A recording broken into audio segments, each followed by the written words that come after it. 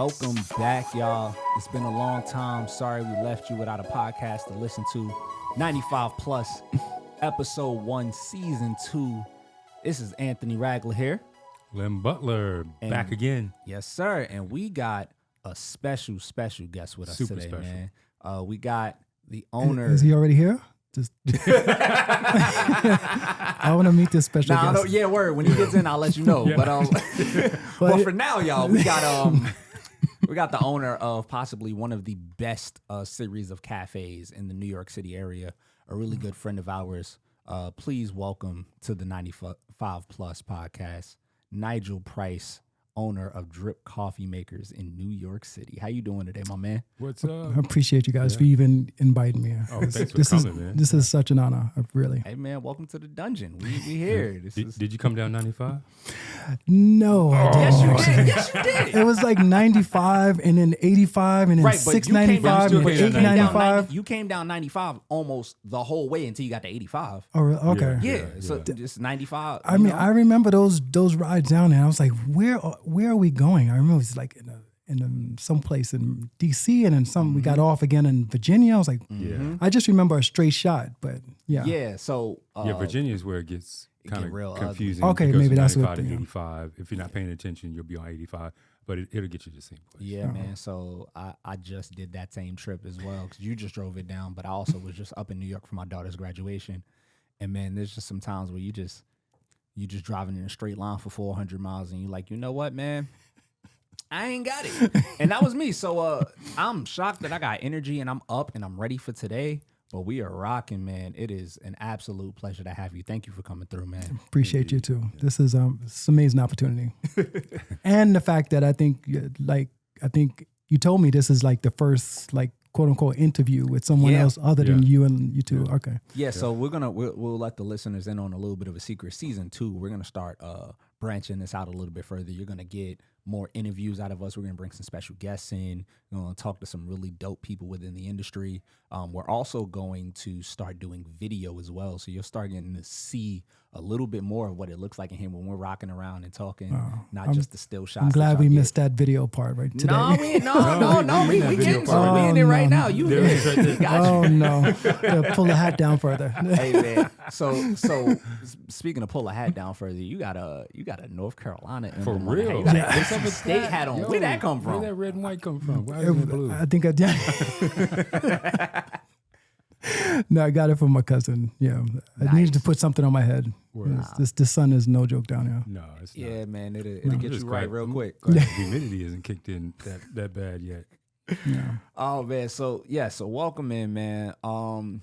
We've talked about you on this podcast before, and just kind of like the relationship that you and I have had, and like the friendships that we have built along our journey. But for the people that are getting to interact with you for the first time through this podcast, tell us a little bit about your story prior to us getting to, Drip Coffee being one of the premier cafes in New York. Just tell us a little bit about Nigel, man. Prior to Anthony coming around the corner a week before opening day with some bomb ass black and white Dea Benza. Yeah, that was my comp coffee. Yeah. We're gonna talk about that. Yeah. I said we're gonna be fast friends, me and this guy, because again, it was just somebody black in coffee. I was like, I gotta follow this guy. But anyway, before I got into coffee heavy, a lot of people probably already heard this story, but I was in corporate America for a long time, maybe a little over a decade. I always saw myself as a corporate guy because I was really just thinking in terms of what can I do to make money. Like I wasn't really chasing a purpose. I wasn't chasing like a career, so to speak. It was just about, I need a big paycheck. And I got to a point where that just didn't satisfy me as a person, and spiritually, I just didn't feel good doing what I was doing. I want to say maybe 2 or 3 years prior to getting a severance package, I won't say I got fired, but they were letting a lot of people go at that time. This is like 2008, 2009, when that mortgage-backed securities whole thing was going down, and a lot of people got displaced. I mean, some people like myself, it was actually a good thing. I got to actually pursue what I wanted to do. But prior to that, I spent a lot of time working on a business plan for like a tea shop, record shop. I just wanted to hang out. I was like, how much is that severance package? I'm going to blow it all on this. Like, I'm going to buy some records and get a nice player and just chill and figure out what I want to do in my life. But after kind of doing the numbers and doing the research and looking at the rate of failure of a lot of tea shops in New York, I was like, most of the people I approached were kind of like, hey, you're just going to sell tea. You're not going to sell coffee. I'm like, well, I'm not a coffee drinker, and you really kind of don't want coffee around tea because it just picks up but the more I started trying specialty coffee, the more I just really, really fell in love with the complexity of it. I had no idea coffee could even be that complex. Well, specialty coffee. And I mean, as you both know, that's kind of around the time when I don't even think the term specialty coffee was a thing back then. It was just better quality coffee. Yeah. So I started moving into, okay, maybe I'll just pursue a coffee shop. I almost, every time I tell a story, I feel like an idiot because I was just so naive in terms of what a coffee shop was. I only knew the experience from the other side of the counter. I was like, this will be fun. I just open the shop, get an espresso machine, and buy some beans and make some coffee and make some money and listen to music and meet people.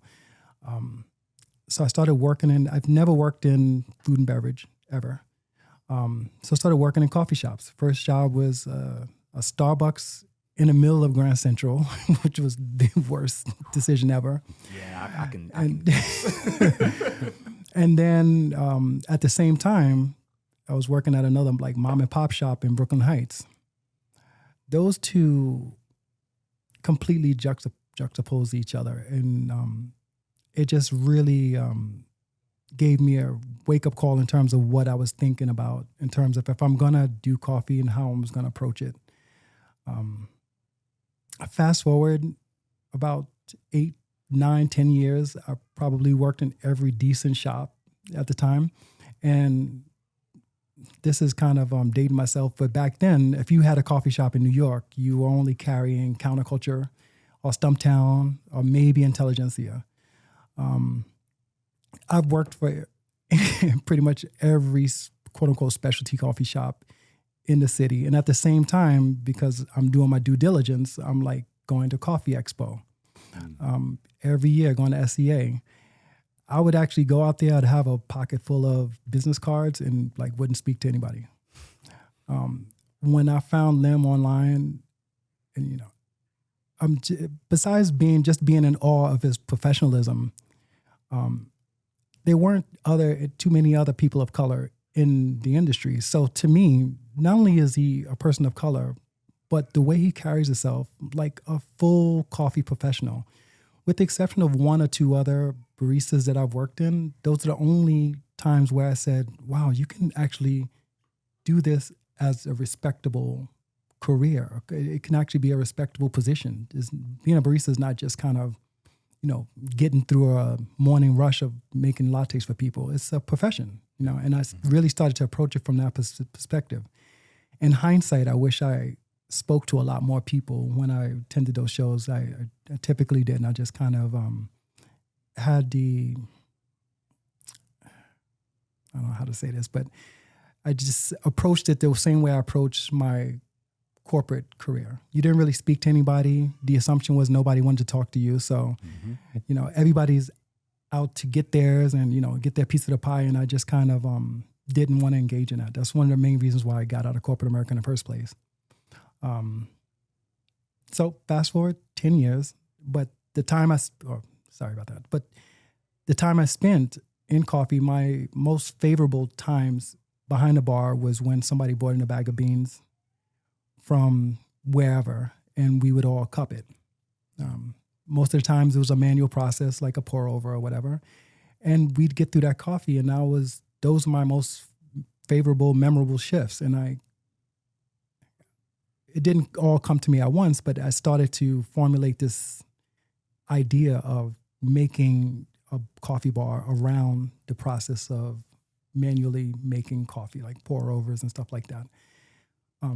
The only thing that kind of made sense to me was I was like, well, you know, in the late 80s, early 90s, you know, people weren't used to waiting for a latte. Most people, you know, bought a cup of coffee from the bodega or, you know, a corner store, and people didn't understand, like, yeah, you're going to have to wait 2, 3, 4 minutes for this latte. And I wanted to see if people would wait the 3, 4 minutes for a pour over. And that's how the cart came into play. Around 2018, 2019, we started rolling this cart around Brooklyn and around Queens and some parts of Manhattan and doing like pop-ups here and there. Nothing formal, as you know, nothing really formal, but it was a way for me to kind of get a proof of concept on the cheap, or, you know, kind of learn the hard knocks without investing too much capital up front. Mm-hmm. One of the most memorable experiences the last summer, I think 2019, was, I think, the first time I've actually like engaged with Lem. It was only like a email. Mm-hmm. Mind you, I've probably seen you like 4 or 5 times. I would walk past you at these shows, and I'm like, damn, I should just say what's up, man. Or say something to him. I could not bring myself to say anything. And I think it just goes back to how I kind of got into my professional work career period. I just didn't know how to engage with people. Right. You know, I'd come back from a weekend and ask the guy that sits at the cubicle beside me that we've been sitting together for 2, 3, 4 years. I'd say, how was your weekend? He'd be, oh, fine.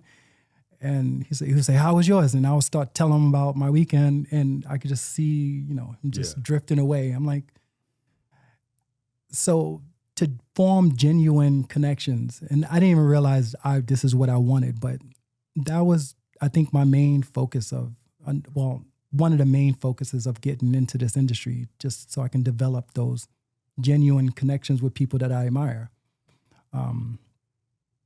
Back to the cart. So, you know, we did that Rogue for a little while. And ironically, you know, even though I've been doing this for like 10 years, that summer my wife was kind of like, hey, you know, you can probably make money doing this. This is like, you can make this a career. And I'm like, what do you think we've been working up to all this time? I just like playing with coffee, like I have kids I got to feed, and eventually they're going to want to go to college. So, you know, we have to make a business out of this. And so sure enough, I finally got her on board, and we opened the first drip January 2020. Mm-hmm. Yeah, let me right before COVID. So we'll delve into like where our paths crossed in that process a little bit later down this, but I noticed something really interesting when you were kind of walking through your story of like, hey, I wasn't a coffee drinker.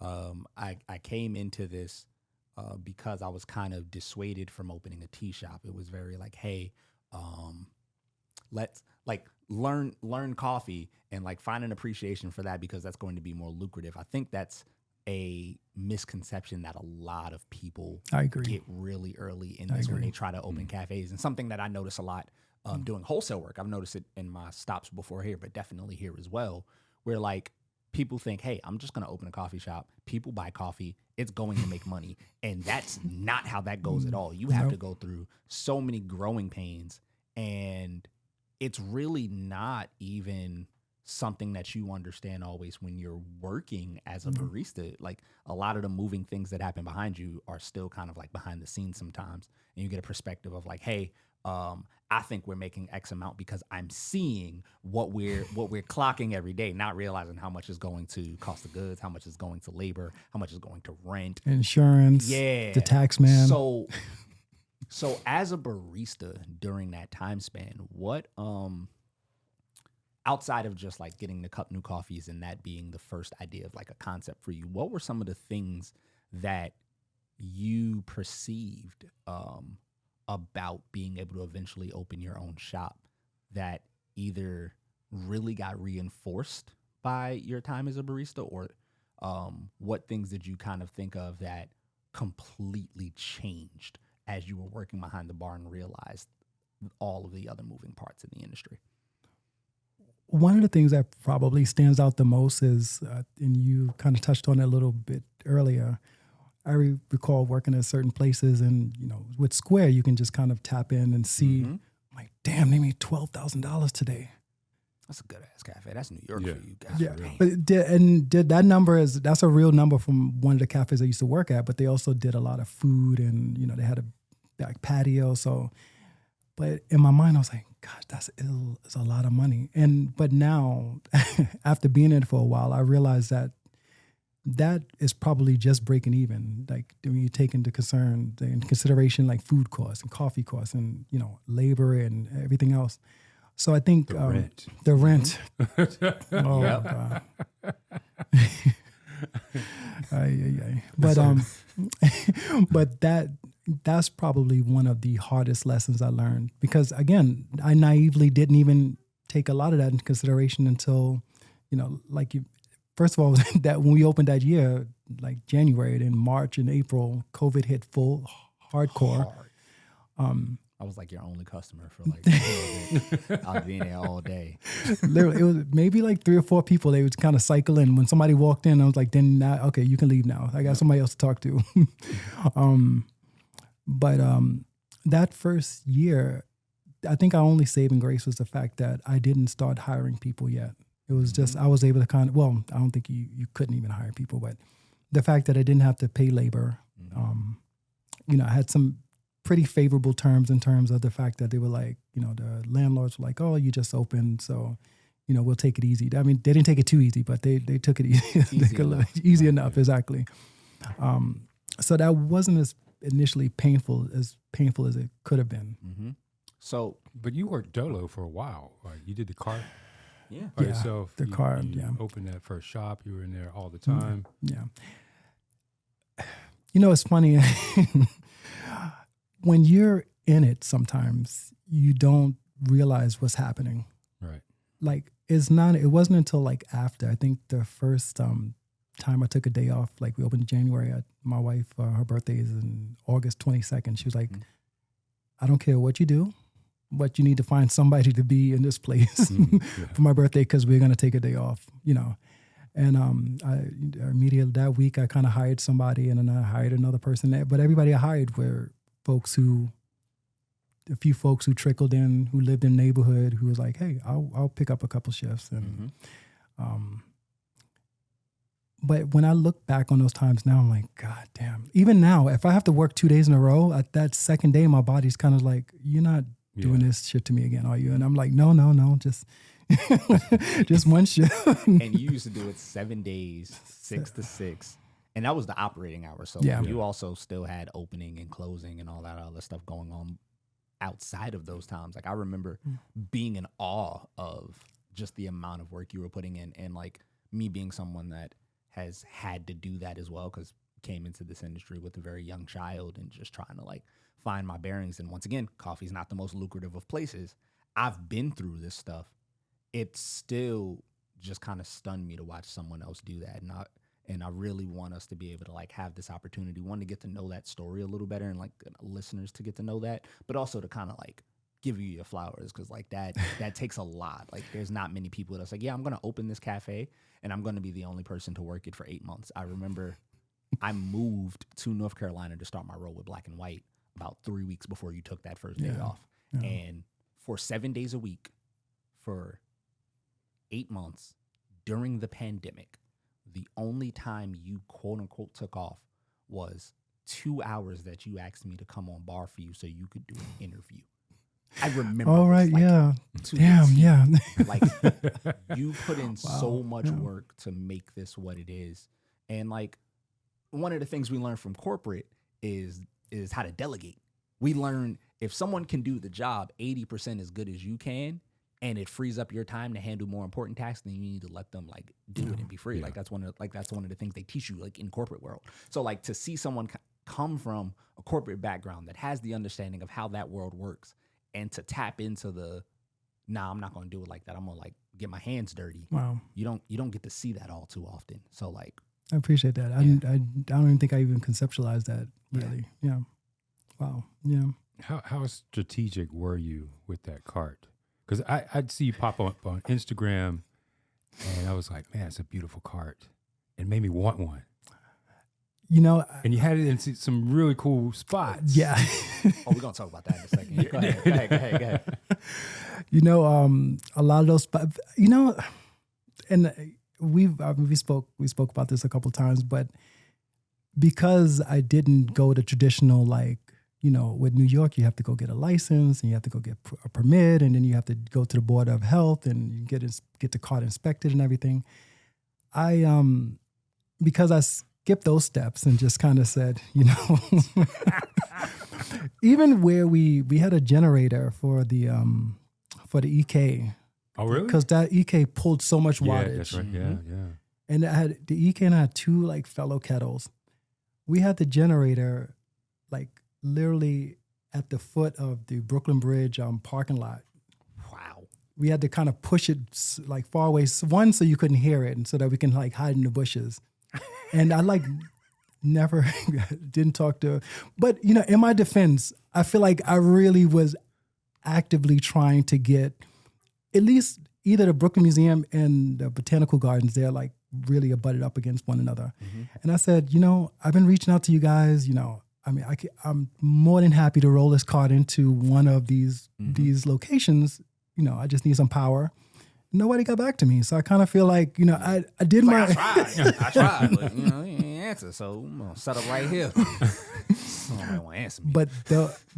So, I mean, not one issue. Like cops would walk up and like, and buy coffee. I was so happy that they weren't bothering me that I'd be like, hey, don't worry about it. It's on me. And anybody who knows me, I'm not the most cop-friendly individual. I was like, okay, you rub my back, I'll rub yours, you know?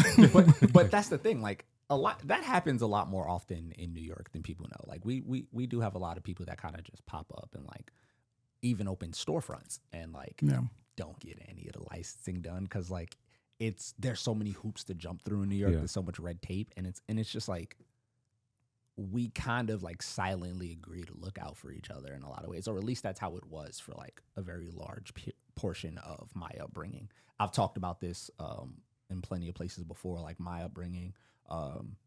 Coffee was a very alienating thing to me because going to Brooklyn Tech, being right by where the Barclays was being built during the 4 years that it was being built, like when cafes popped up, it was a sign that the neighborhood was being gentrified. It was like, okay, cool, we're getting priced out of here. We don't belong here anymore. So I didn't come into coffee as a coffee drinker, a coffee enthusiast. I didn't enjoy coffee. I came into it because I needed a job.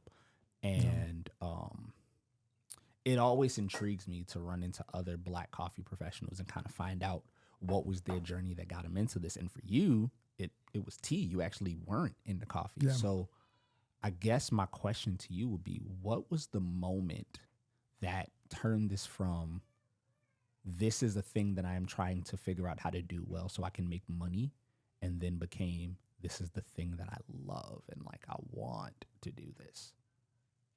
This is probably going back before the cart, because the business model, with the exception of I believe is a cafe, and I think he moved on to like doing wine and beer now, but it was a cafe in Portland or Seattle, barista. Oh yeah, Barista Cafe. Yeah. Billy Wilson. Right. I went out there a couple of times just to see, because that was the closest thing stateside that I've ever seen to a multi-roaster. Because at the time he would have, I think he was using Stumptown, but didn't he start that? I think he started that. I've never said it, but in my opinion, I feel like he kind of really started that stateside. And I would kind of go out there and be like, wow, if you did this, but then when you do the numbers, you're like, I can't buy 6 or 8 dozen bags of coffee from one roaster. I want 2 dozen from 6 roasters. Mm-hmm. The price point doesn't work. The profit margin is a lot smaller. Because you're shipping from different places. Shipping from different places. You're not getting the volume discounts. So I remember saying to myself, I don't think this is really going to be a money maker. But I felt like it was something I had to do. Mm-hmm. And that's when I realized, I was like, shit, I must really love this industry. I must really love specialty coffee, because this is probably the first time in my life that I've ever money was the second thought Right. Yeah. when I made a decision, like literally since birth. I mean, having kids and coming from corporate, like, Yeah. of course, With- money's a motivating factor for a really long time. It takes a while to get out of that. You know, and it's sad as I mean, it really it's when I say it out loud now, it's really really sad. We're talking about a kid, and I'm not gonna. It's not a sob story, but I grew up not having a lot. Mhm. We're talking like a kid like a 6 and 7 and 8 was like selling lemonade in like South Jamaica, Queens in the 80s. And, you know, I don't know how many people are familiar with South Jamaica, Queens in the 80s, but it was not, you know, white picket fence. For It those, was for those like- of y'all that don't know, there's this documentary out by 50 Cent called Get Rich or Die Trying. If you want to know a little bit more about what South Jamaica was like at that time. No lie. No lie. No lie. Or even the 50 is doing this thing. Man. I love to see somebody from that place do what he's doing. That shit just really turns me on. Raising Canaan. Yeah. Oh yeah, yeah. I don't want to start talking about shows, but like Yeah. that, I haven't seen anything that close to reality since like Belly. Mm. I mean, down to the clothes that they're wearing. Yep. But anyway, so so we're talking like I always kind of had this entrepreneurial spirit, like pushing my dad's lawnmower up the block and to cut people's grass. And because in my mind, I was like, money is the thing that will make me happy. Or money is the thing that will get me out of this space. That situation. The situation, Yeah, you know? yeah. Did you come from the era of the very few snow days we did get? He's knocking on everybody's door. Yeah, You everybody need me to shovel your driveway? Boy, we used to rack up back It then. was, I used to be out there, it was still snowing. I'm still like, I got to get there before everybody else gets there. You mess around getting enough houses, you could pull a smooth 500, 600 in a day just Yeah. doing driveways, man. 20, Right on. 20, 30 a pop. Come on. Yeah, that was so for me, like making that realization, like, you know what, I'm just gonna do this thing, and if it works, it works. If it doesn't, it doesn't. Even if you know, Lem, have you ever been to you've been to the Bushwick location? Yeah. If you look really closely, all of the counters are basically like kitchen counters that you Right get on, at Home yeah. Depot, like the Word. shaker cabinets. I just bought some butcher block, threw it on there. Heck yeah. Even the cart in there is has wheels on it, because in my mind I was like, if I do this for a couple months and it doesn't work out, I really, you know, one, I don't have $100,000 or $150,000 to invest in the build out. Two, I want to make it easy on the landlord. I can just roll all my stuff out in the middle of the night and not bother anybody. Ghost them. Exactly. I have no problem rolling out. But yeah, here we are. It's still hard for me to even really realize it's been almost 3 years. That's because I'm still operating like it's just me and that one shop at Bushwick. You Yeah. know? It's grown. I mean, It's grown being, so much. being a quote unquote have not is a strong motivator to Yeah. bust your ass. Yeah. You know, to hustle. So I would like to give you, and I don't know if we've actually had this conversation like in depth before, but I'd like to give you an outsider's perspective on what it was that you were doing at that time, that point in time. So 2019, the final summer that you were doing the coffee cart, a Sprudge article came out Yeah. where they highlighted what you were doing. And for those of y'all that are not familiar with New York City, when he brings up the Brooklyn Museum and the Botanical Garden, this is right on Eastern Parkway. Eastern Parkway is where the West Indian Day Parade happens every Labor Day. And it is straight up like halfway down Eastern Parkway is like the line of demarcation of where it stops being black people and starts being like a hyper Jewish neighborhood. And that's what it's been like for like decades. And now, thanks to gentrification, it's a lot more mixed on the black side. The Jewish side is like still like that's their side. Yeah. But like in the black area, it's now like spots of people that have transplanted to New York, and this is like their comfortable area because it's by a museum, it's by a garden. There's a nice, there's nice like Vibes. scenery. It's not too far from downtown Brooklyn. Like so, it was a very easy place to gentrify. So I felt like there was this really interesting duality when I was reading this article of like, yo, this black dude, this very, very visible black dude. Like, not like, this not Carlton. It's like a black dude right there with a black cart on the with black gear, right at the right on the edge of Ginger. I'm like, yo, this is dope. Yeah. And I was tight because I was working for Salesforce at the time, and my program that I ran there was Monday to Friday, and I was really in that building from like 6 a.m. to like 7 p.m. every day. Mm-hmm. So I was just sitting there like, dang, I'm never gonna get a chance to go experience this unless I take a day off. Didn't really do that. Once again, hustler's mentality. Yeah. Kids, you gotta take care of stuff. Corporate mentality, all that. So we fast forward, I leave Salesforce November of 2019. And I'm preparing for the United States Barista Championships in 2020.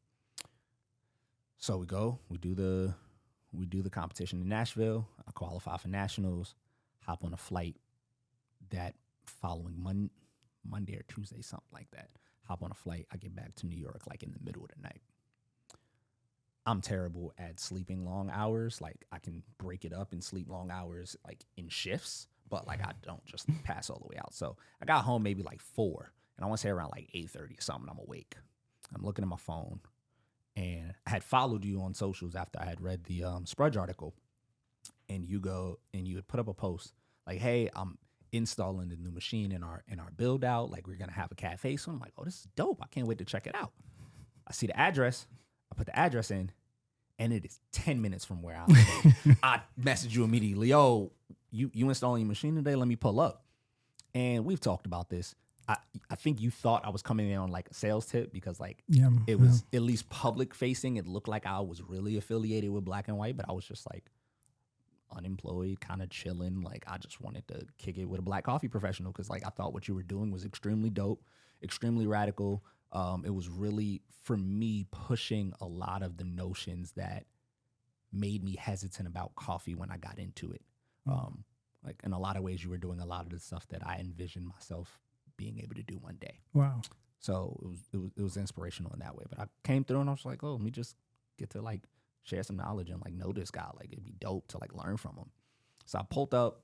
I brought the Diabenta because I had some extra coffee from the competition with me. Like, I'd been using it to practice in New York, getting ready for nationals. I was like, yo, this coffee excites me. I think you'll like it. Let me just bring it. And we brewed it up. We chopped it up. And I think I was supposed to come for like maybe 5 or 10 minutes. Yeah. And next thing I know, we were there for like 6 hours. You're not going anywhere. You're not going anywhere. So slowly but surely, Nigel became like my real coffee friend in New York. And I didn't really have any of those from my first stint living in New York because I worked at one cafe. Like, it was just, hey, this is the place that I'm going to be at. We started to build a friendship, and I think it was maybe like 5 or 6 months into you running the program at Drip that you shot me a text one day. It was like, yo, so when you gonna start selling me coffee? And I was like, I don't even work for these dudes. I was just seeing what up. Not to cut you off, but go ahead. It took 5 or 6 months for me to get the courage to ask. That's right on. I don't like this. I don't like this part of this about my personality, but I have a hard time like asking for things, as you've come to learn with other issues. It's just, but literally, I still have the email that I sent like Lem, I think it was like 10:30, 11 o'clock at night that we ordered some coffee for the cart. This is going back to the cart. He emailed me like instructions, like brewing method, brewing recipes and stuff like that. I couldn't even reply to it. I mean, as corny as it sounds, like you guys are just such big superstars to me. I typically, in terms of like giving flowers, I typically will never say it. I'll just kind of in my head like, damn, that's Lem, But yeah. So I'll take this opportunity to give flowers too, because and even when you came, it took. Yeah, like I said, it took like 5-6 months for me to write that email. I should have been like, hey, I'm in a situation, it's kind of delicate because I went through another coffee roaster to get my machine, and I kind of gave them like a handshake about, not necessarily exclusively using them, but buying a certain, at least a certain amount. But I wanted to have that conversation with you then. But also, I never want people to feel like oh, he's just using me for this, or And it's funny you say that, because that's exactly what I was feeling. I was like, I wasn't looking at this as a business transaction. I just wanted to get to know someone that I thought was extremely dope and doing something really great, not only for coffee, but for the community I came from. Like, Yeah, for real. you're on Belvedere and Broadway. My childhood apartment was on Bushwick and Kosciuszko. Like, wow. I grew up right over there. So, like, to be in this industry, to also know that, like, most of the people that I know from Bushwick, most of the people I know from Bed-Stuy that I grew up with my whole life, like, I don't care about specialty coffee. They got the experience of specialty coffee that I told you I had as a high schooler, which is, this ain't for us. Right. So it's already hard enough going back to the people that I like grew up with and that know me as a baby, and explain what it is I do for a living and why it's important. So to find someone that's right in my area, that grew up in neighborhoods that I'm close to, that understands it and is doing something that I think is like groundbreaking, that was huge. Like, thank you. Yeah, I think what you're doing validates the Black coffee community, not just in New York, but across the country, because everyone's seeing what you're doing, what other Black professionals are doing, and now we can feel comfortable getting involved in specialty coffee. It's not just for other people, it's for us as well, because that's where coffee comes from. Mm-hmm. It comes from Black and brown people, right? Why aren't we involved? Why don't we feel validated? Mm-hmm. And what you're doing, what other Black coffee companies are doing, validates the Black coffee community. And I really appreciate that. I appreciate you saying that. That's that means huge. A lot. Yeah. All right, man, we getting mad soft out here. Yeah. Mushy, man. mushy. So let me ask you this question. One of the very interesting like challenges that you kind of like spun on its head by the concept that you've put out is you really, really highlight manual brews and pour overs. And you're in New York, where, like you said, you go to the corner store, you get your coffee. People aren't waiting for that. Like, even like the commercial specialty cafes, the Starbucks, the Gregory's, things of that nature, like, it's still about how quickly can you turn them tickets. So what gave you the indication that going with a model that really highlights manual brews and like slowing down was going to be successful? Complete, just unabridged optimism. I don't know how else to even explain it, because like I said, like you mentioned, this is something that typically isn't done, and I'm like, I'll try it. And like I said before, I'll try to see if it catches on. And even with me, I was like, other than a few coffee nerds that are in the city in Brooklyn that'll come out, I don't really know if this can be a business. And like every month, I meet people who are like, yeah, they'll write something, or they'll like DM me and say, we had the best experience, and we had like 3 pour overs, and we were in the shop for 2 hours. And so I think the idea of, no, you need to get people in and out of the shop as quickly as possible.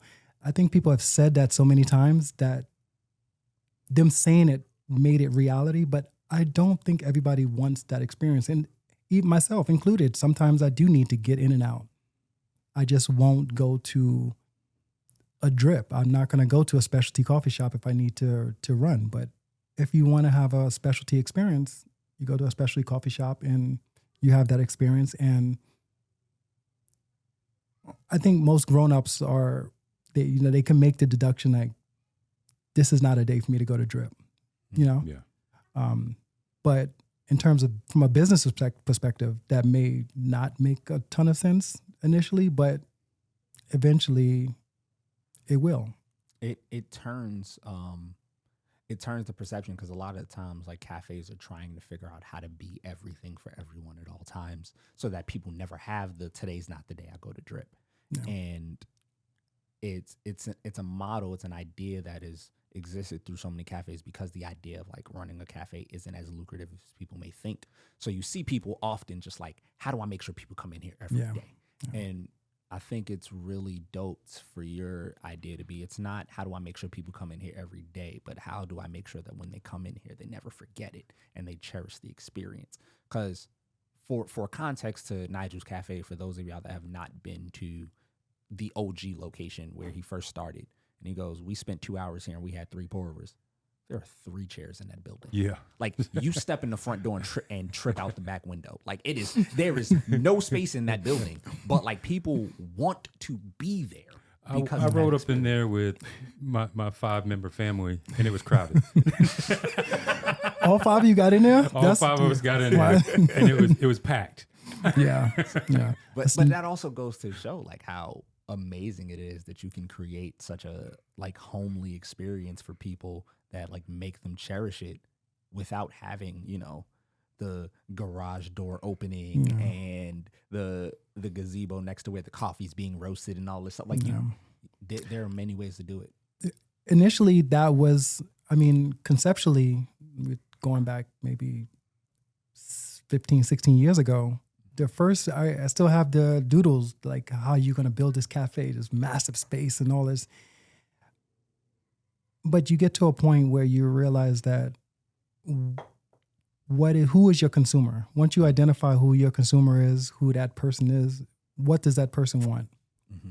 Then you can build your cafe around that. And I knew that the clientele that, I don't want to make it sound elitist, but the type of person who wants that specialty coffee experience doesn't need super fluffy couches and, you know, and all the Instagrammable like space, because in their minds, they're here for the experience, not just to kind of post it to Instagram. They genuinely want to know what's in the cup, and they want to have a conversation with somebody who can tell them what's in the cup. And, you know, you're talking about keeping people in the moment, like keeping people in the moment, the experience, keeping them present in the moment.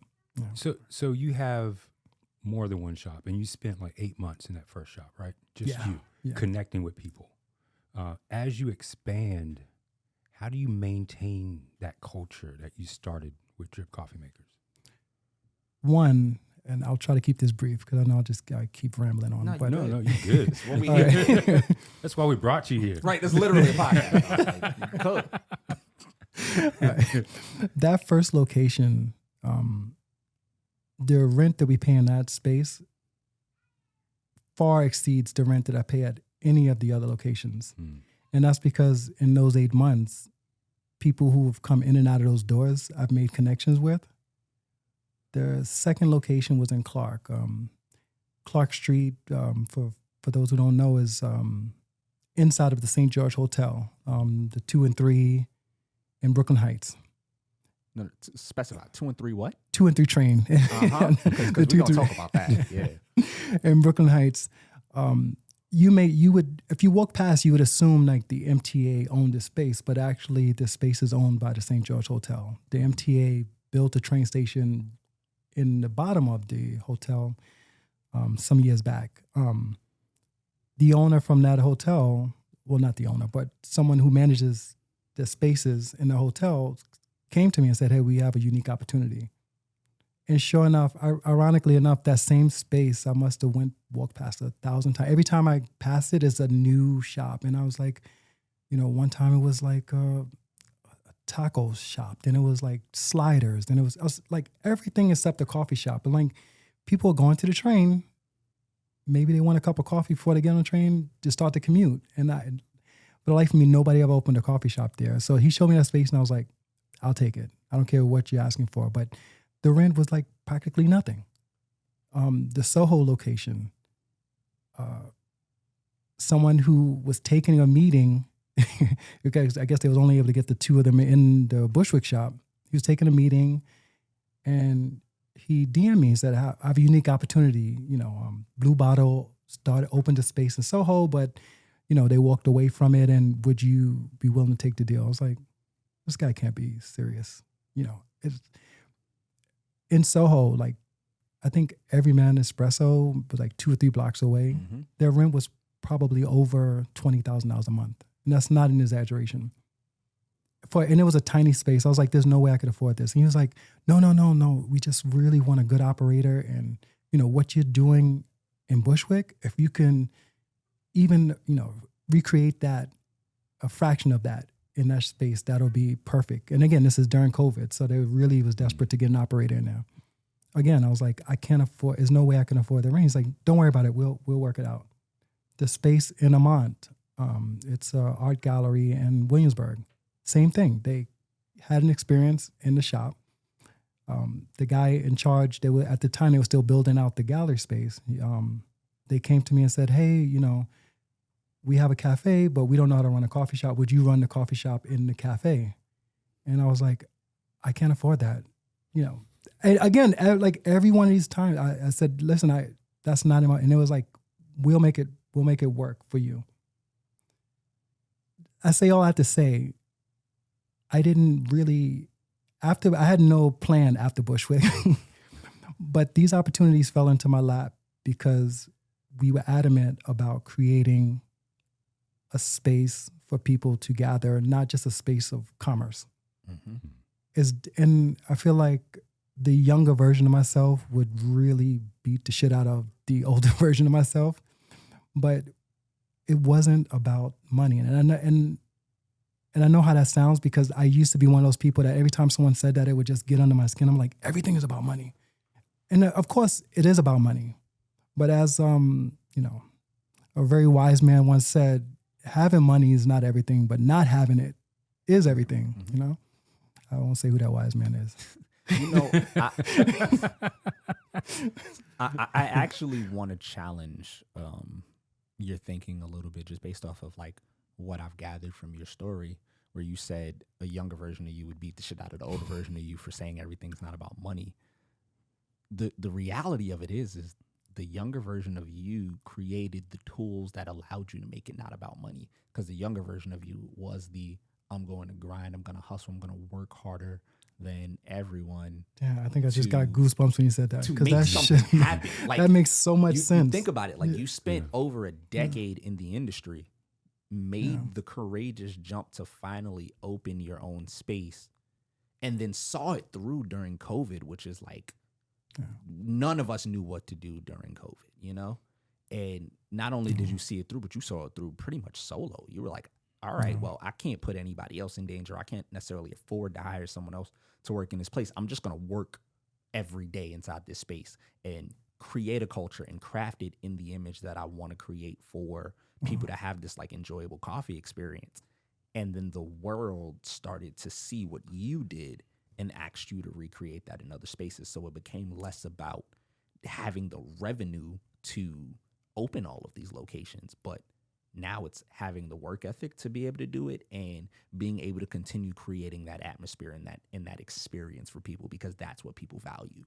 And you're now sitting here 3 years from opening the first location with 4 locations now. And if I can play a little spoiler alert, I think there's some more coming down the pipeline, if I'm not mistaken. You're busy up there. Yeah. And it's another one of those opportunities too good to say no to, and my wife is like, as long as it doesn't cost us any more money, then, but you're creating experiences, people that value specialty coffee, and for some that don't, because you get people that learn for the first time. That is what blew my mind. Yeah, that is what blew my mind.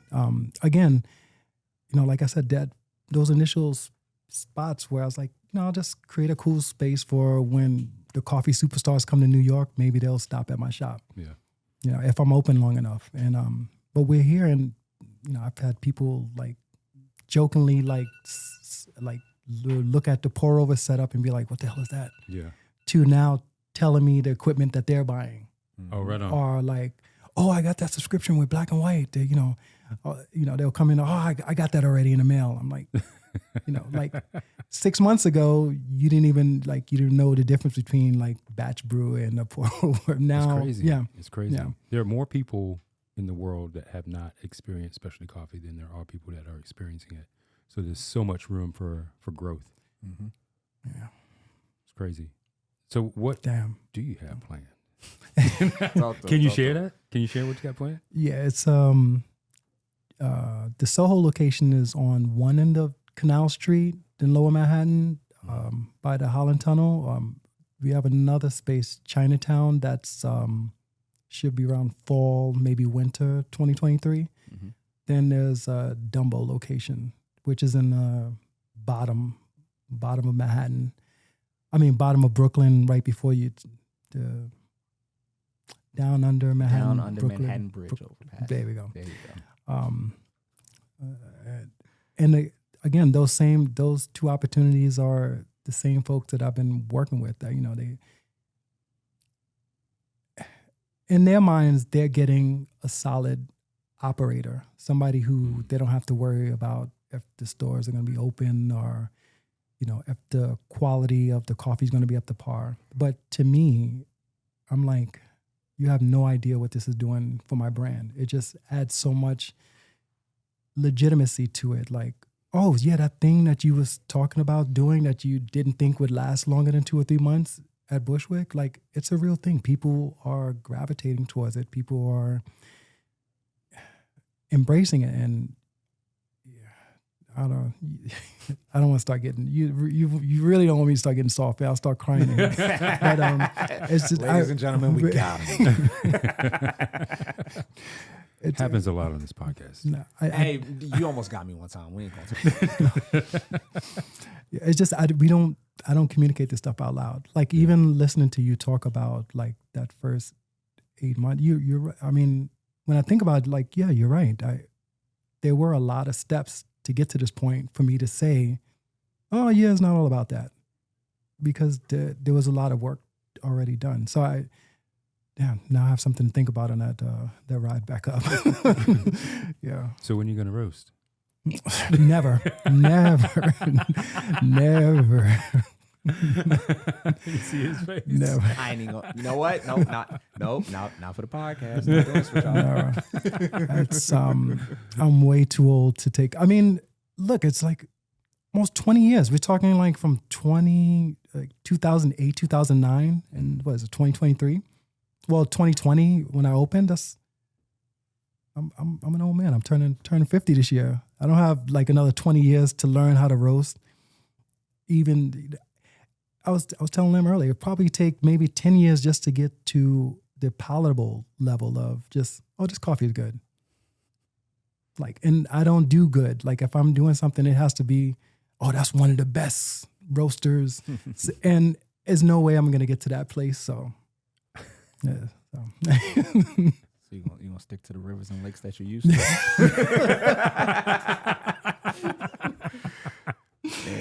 True story. Because that literally is a waterfall, like a flash in the pan. I mean, when I look at what Lem and Kyle created, it's just, it's just beyond comprehension. I just have the utmost amount of respect for what you guys created. Appreciate it. Yeah. Thanks. I mean, as the outsider that does not own a business,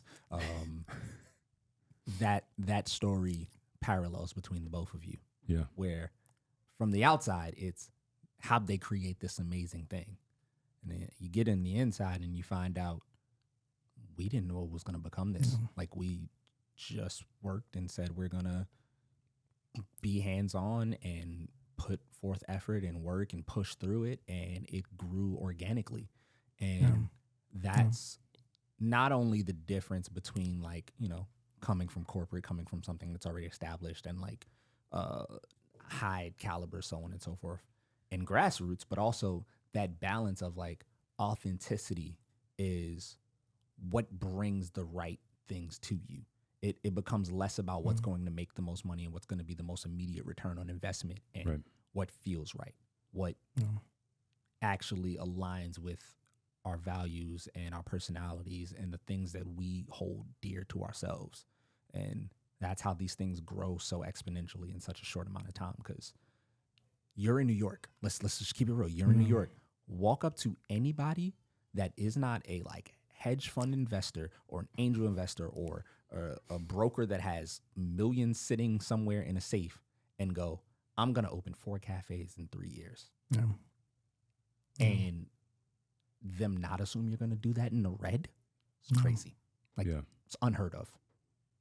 Yeah, I feel like just truly blessed that a lot of the dreams and things that I tried to dream into fruition actually panned out, because it could have went completely left if a couple of things didn't align. Yeah. We all know that feeling. Like, but we're here. We are all a product of everything that has ever happened to us, and we're all here for a reason. And sometimes we don't see it as we're going through it. We just look back and go, "Oh wow, I was there before. How did I end up here?" Does he speak this philosophical when all you the guys time. are just All the time. Yeah. I joke around a lot and I sound silly and I turn up and I have fun, but like, I might be paying attention a little bit. But you spent, when you look at companies like Drip or Black and White, from the outside, you just see a beautiful company, right? Yeah. You don't see the decade of working every single specialty cafe in New York. You don't see that. Mm-hmm. You put in the work, and now you have these opportunities, and you're prepared for those opportunities. A lot of companies that are successful, they put in that work that we don't see.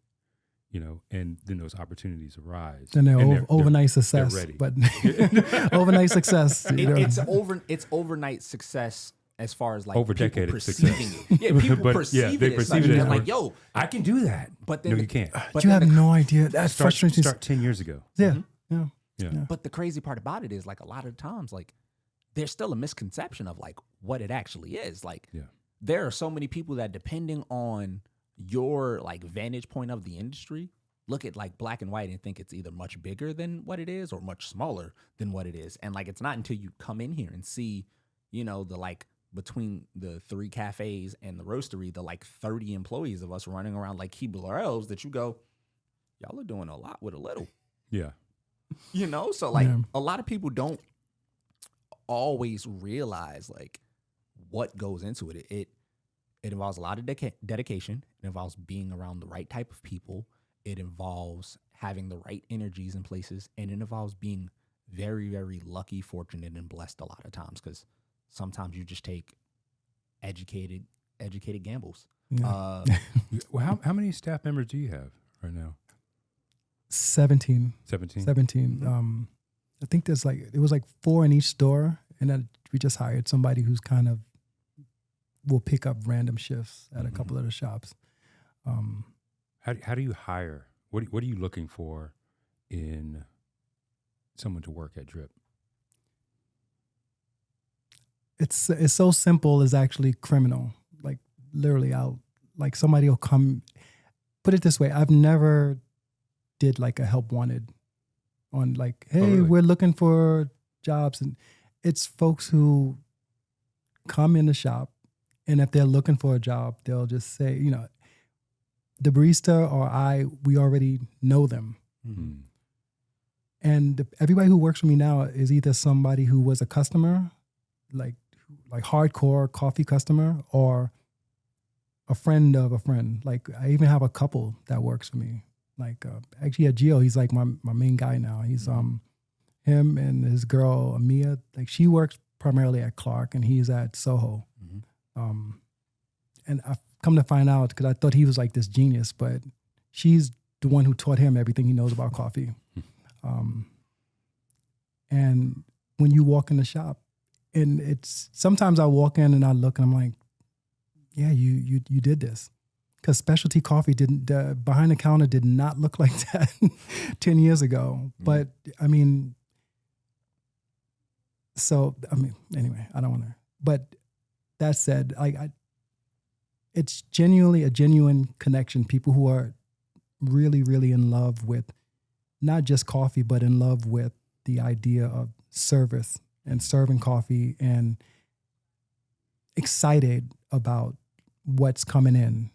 And I guess it doesn't hurt that we do really get some really, really good coffee. So if you're into coffee, like, it'll just be the space you got to work at. Yeah.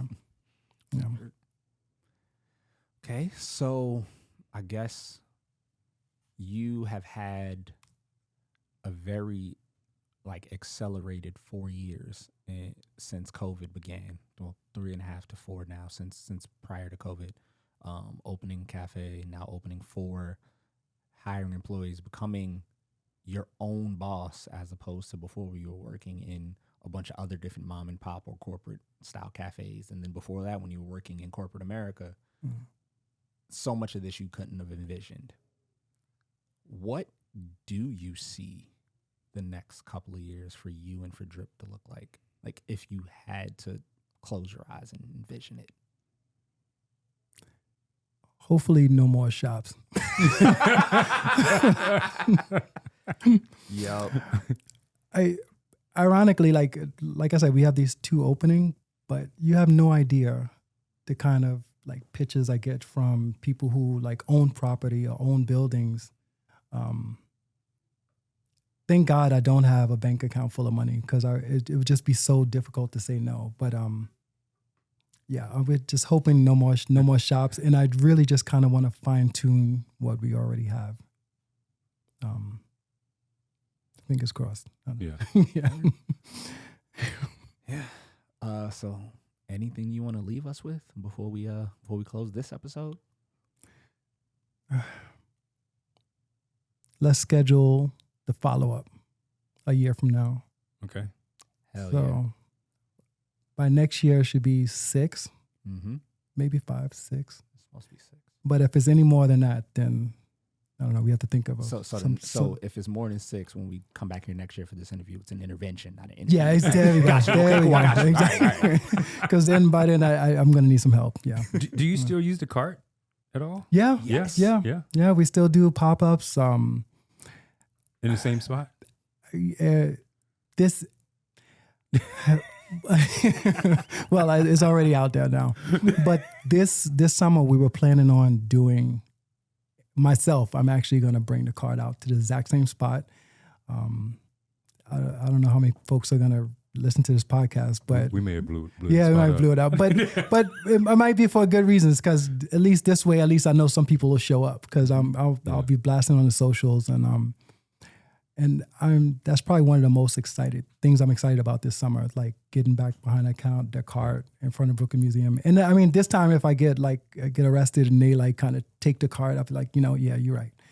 I pushed it too far. I won't even be mad at them. I'm like, I'll help you push it in the truck. You take, But yeah, but we're gonna be out there this summer, same spot, Brooklyn Museum. So you should have some lookouts. Yeah. Oh yeah, we got you now. We got the people. Yep. Yeah. Outdoor speakeasy for a cafe. Yeah. That's the new proof of concept. Let's get it.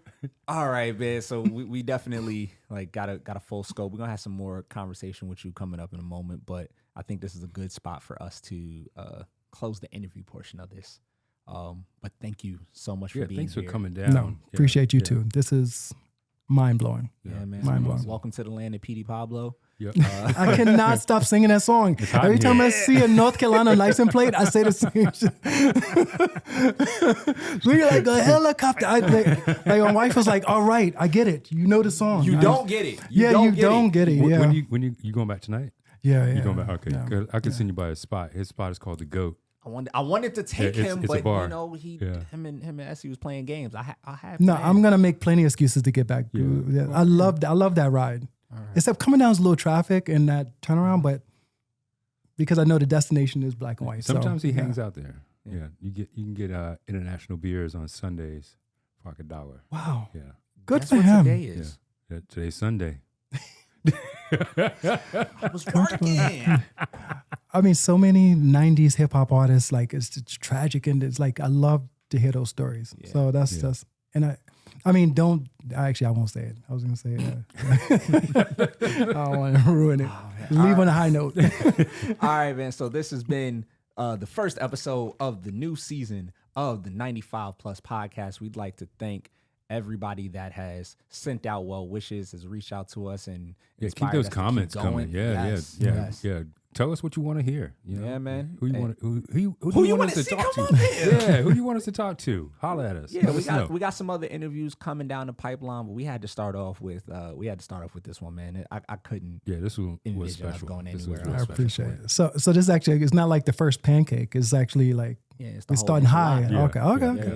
Yeah. We practiced with the pancakes, and I think we got the recipe down. And now we're putting down there we go. What we're selling. That's what's up. That's what's up. That's what's up. We're starting with drip coffee makers.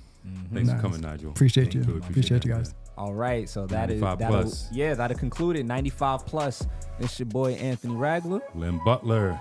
Peace. Two times.